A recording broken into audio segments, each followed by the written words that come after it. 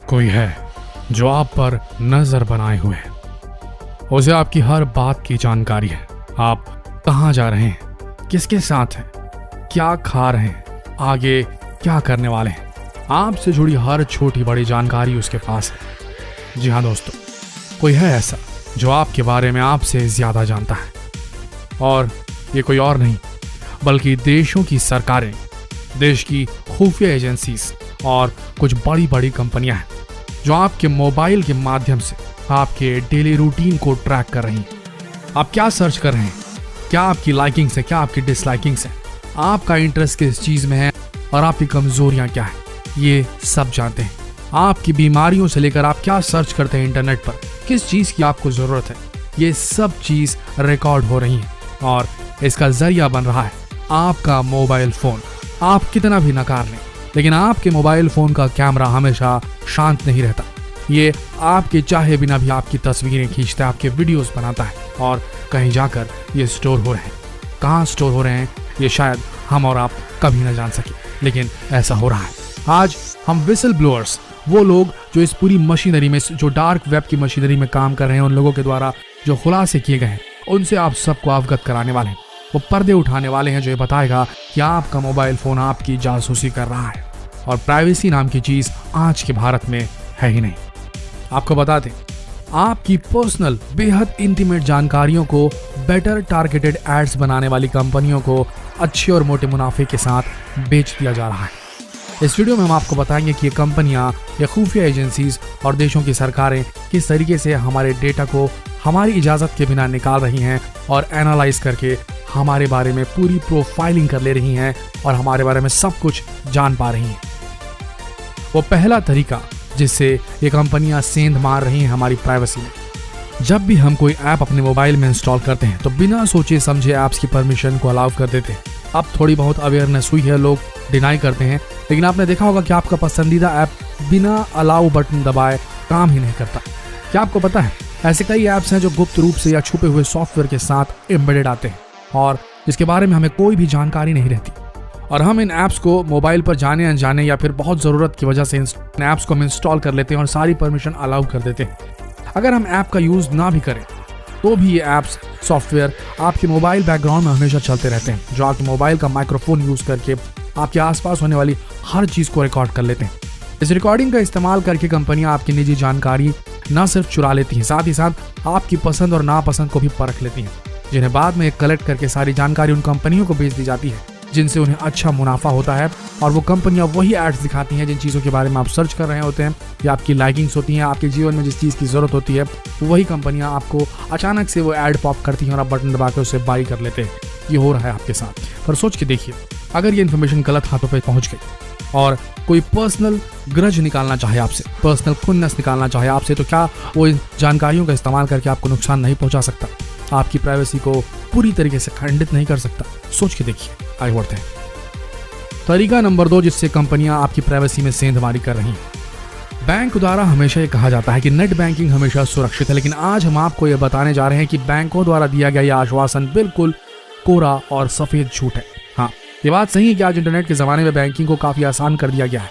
आज पहले की तरह बैंक में पैसा जमा कराने और बैलेंस चेक करने के लिए लाइन नहीं लगानी पड़ती, सारी जानकारी हमें एक क्लिक से मिल जाती। पर अभी हाल ही में मोबाइल बनाने वाली कंपनी ने 2015 में अपने फोन में एक ऐसा पेटेंट ऐप डालना शुरू कर दिया है जो आईफोन्स के बैकग्राउंड में आजकल लगातार रन कर रहा है। और जब भी आप अपने बैंक अकाउंट और क्रेडिट कार्ड का इस्तेमाल करते हैं तो आपके बैंकिंग रिलेटेड सभी जानकारियों को कलेक्ट करके जानकारियों को एडवर्टाइजर्स को बेच दिया जाता है, यानी कि आपके पास कितना पैसा है, कितना नहीं है, जिसके कारण हमें लोन और क्रेडिट कार्ड आदि लेने के लिए कंपनियों के फोन आते रहते हैं। तो ये बात समझ लीजिए, आपके पास कितना पैसा है इन कंपनियों को पता है। उसके आधार पर ही आपको या तो सामान बेचने के लिए कॉल करेंगे या लोन के लिए कॉल करेंगे। तो सावधान रहिए, आपका फाइनेंशियल डेटा भी सुरक्षित नहीं। तरीका नंबर 3 जिनसे कंपनियां आप पे नजर रखी हुई है। अगर आपके मोबाइल में फ्रंट कैमरा लगा है और उससे आप अपनी सेल्फी या वीडियो कॉल करते रहते हैं तो आप भी सावधान हो जाए, तो ये आपकी ये सारी वीडियोस आपके अलावा कोई और भी देख सकता है। एनालिटिक्स नामक कंपनी ने एक ऐसा सॉफ्टवेयर तैयार किया है जो लोगों के चेहरे के हाव भाव को देखने और विश्लेषण करने के लिए कंप्यूटर, लैपटॉप या मोबाइल के वेबकैम का इस्तेमाल कर आपकी वीडियो को रिकॉर्ड कर आपकी जानकारी विज्ञापन बनाने वाली कंपनियों को बेचकर अपनी जेब भारी कर सकते हैं। यानी कि वो आपके चेहरे के हाव भाव को देखेंगे और परखेंगे कि सामने वाले का मूड कैसा है। अगर मूड जिस चीज के लिए कर रहा हो, यानी कि मूड अच्छा हो, तो उसे उसी समय ऐड दिखाया जाएगा। या मूड रोमांटिक होगा तो उसको वैसे किस्म के मैट्रिमोनियल वाले एड्स दिखाए जाएंगे।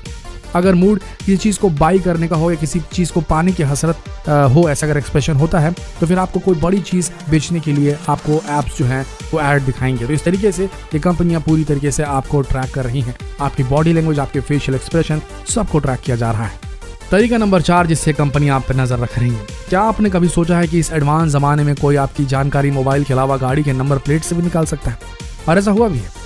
इन कंपनियों ने दुनिया भर में ऐसे लाइसेंस प्लेट स्कैनर स्टोर किए हैं जो उस रास्ते से जा रही गाड़ियों के नंबर को स्कैन कर डेटा को एक जगह पर एकत्रित कर देते हैं और इस डेटा को बीमा कंपनी आदि को बेच दिया जाता है। आपको जानकारी दे देते हैं कि लाइसेंस प्लेट का डेटा $multi-billion का बिजनेस एम्पायर बन चुका है।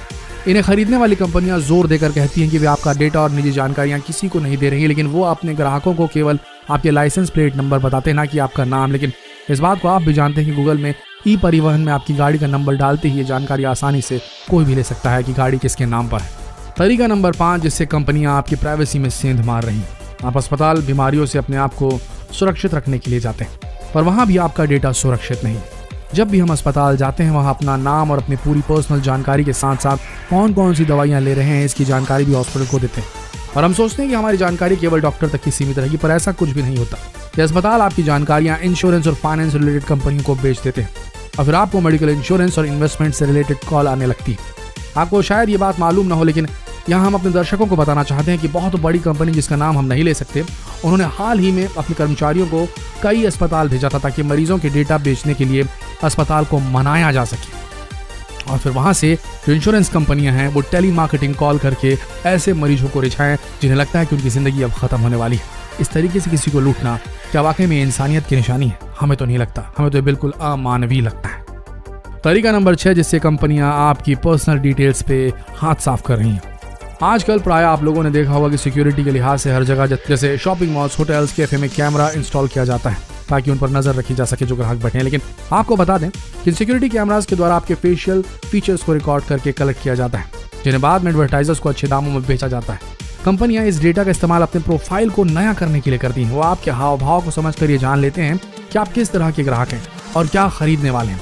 हाल ही में खबर आई थी कि अमेजन ने अपने फेशियल रिकॉग्निशन प्रोग्राम के जरिए दुनिया भर के लोगों के फेशियल डेटा को कलेक्ट कर लिया है, जिससे वे दुनिया भर के पुलिस स्टेशंस को बेचने में लगे हुए हैं। जिससे साफ पता चलता है कि अमेजन ने यह डेटा कैसे कलेक्ट किया होगा और पुलिस स्टेशन को बेचने का यह है कि भाई कौन सा व्यक्ति है जो आक्रामक हो सकता है, कौन सा व्यक्ति क्राइम कर सकता है। सिर्फ फेशियल एक्सप्रेशन ये चीज जज करना कितनी घातक हो सकती है और अमेजन जैसी कंपनी का इसमें इन्वॉल्व होना सिर्फ पैसों के लिए।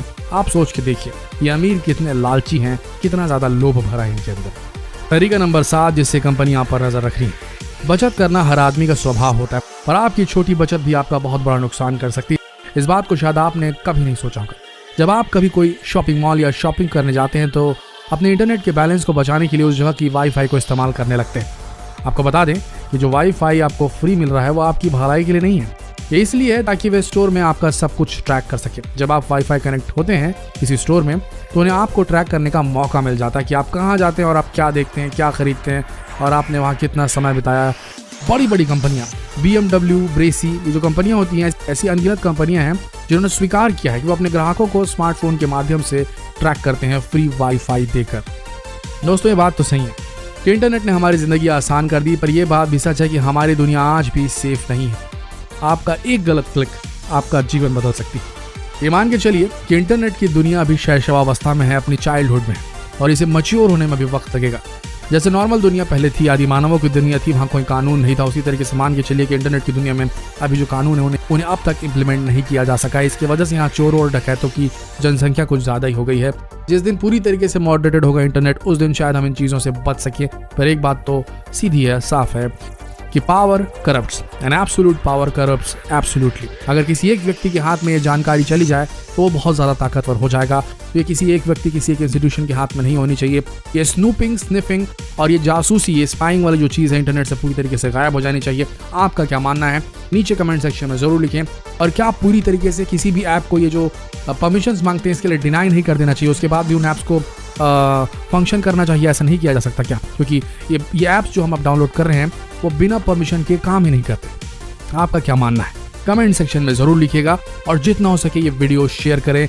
अब तक अगर आपने इस चैनल को सब्सक्राइब नहीं किया तो अभी सब्सक्राइब कीजिए और बेल आइकन को प्रेस करना बिल्कुल ना भूलें। मिलते हैं अगले वीडियो में, तब तक के लिए इस वीडियो के अंदर बने रहने के लिए आप सबका दिल से धन्यवाद।